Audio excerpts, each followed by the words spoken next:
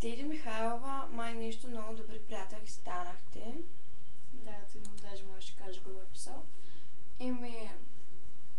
Първо, кое е лошото да съм се сближила с някоя момиче и да сме станали добри приятелки? Хубаво не е добри приятелки, къде е проблема да съм се сближила с това момиче? Първо, това съм сигурна, че е писано от една моя съученичка, да са добри приятелки. И все пак не виждам нищо лошо, примерно с Сара. С Сара скарала ли съм, че съм се била сближила с тебе, примерно? Не. С някой карала ли съм се? За кое? Никой няма право да ми държи сметка с кой се сближавам с кой не. Това си е мое решение. Никой освен мене, да. Мъкни. И за да... Как да го обясня? Аз си бете майката, да приятелки станахме. Край. Муа.